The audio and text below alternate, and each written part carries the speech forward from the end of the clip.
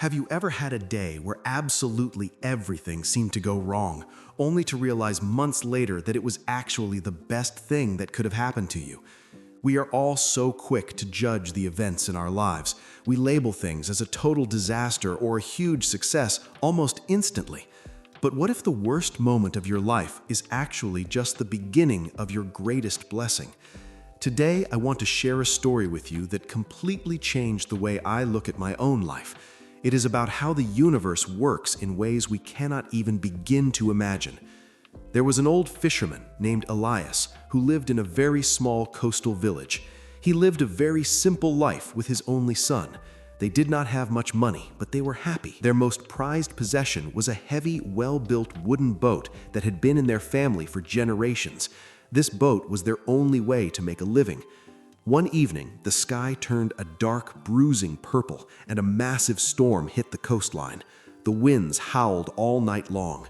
When Elias and his son woke up the next morning, they ran to the docks. Their hearts sank.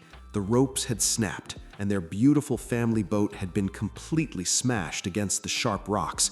It was ruined. When the other people in the village heard about this, they came over to comfort Elias. They shook their heads and said, "What a terrible tragedy. Your livelihood is completely gone. You have such bad luck, Elias." But Elias just looked out at the broken pieces of wood floating in the water. He took a deep breath, looked at his neighbors, and simply said, "We will see." The villagers were very confused by his calm reaction. How could he not be angry or crying? They whispered that maybe the shock had made him lose his mind. A few days passed. Without a boat, Elias and his son had to walk miles down the empty beach to look for washed-up driftwood just to build a fire. While they were walking, Elias noticed a strange, large gray lump half buried in the wet sand. It had been washed ashore by that exact same angry storm. When he dug it out, he realized it was a massive piece of ambergris, a very rare and incredibly valuable treasure from the ocean. He took it to the city market and sold it for more money than his fishing boat could have made in 20 years. When the villagers heard this amazing news, they rushed back to his house. They were cheering and celebrating. They told him, "You are the luckiest man alive. Losing your boat was the best thing that ever happened to you. What incredible good luck." Elias gently smiled at the crowd and said, "We will see." Again, the neighbors rolled their eyes. They just couldn't understand why he wasn't jumping up and down with joy. With his new money, Elias bought a beautiful piece of farming land inland, away from the harsh ocean winds. He and his son started clearing the wild fields to plant crops.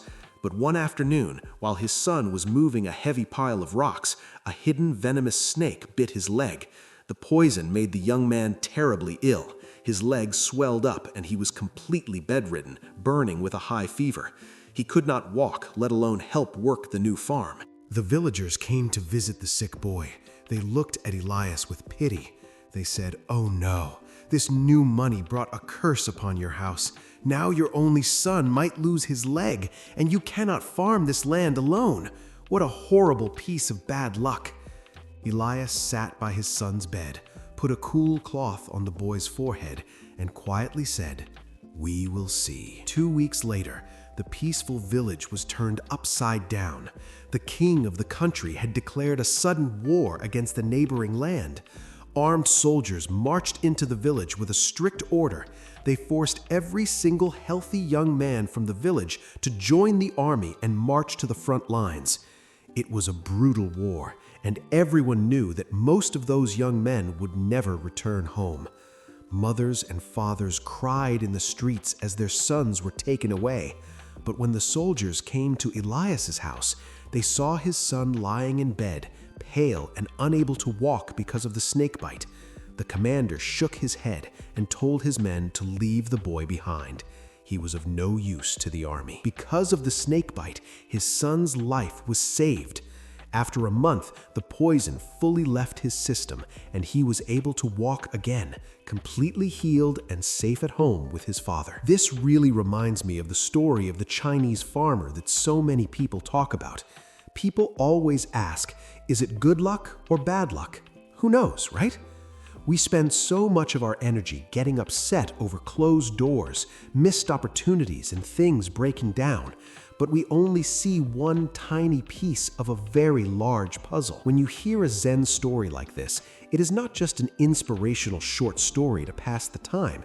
It really teaches us about the deep connection between good luck, bad luck, and the pure Buddhist wisdom of letting go of our tight control. I wanted to share this motivational story with you because for my own personal growth, I realized I desperately needed a mindset shift. It operates almost like the law of attraction.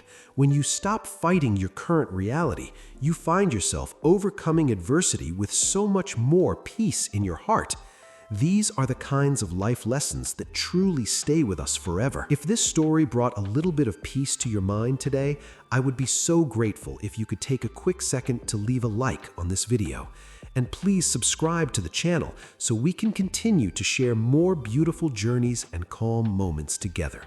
Thank you so much for listening, and I will see you in the next one.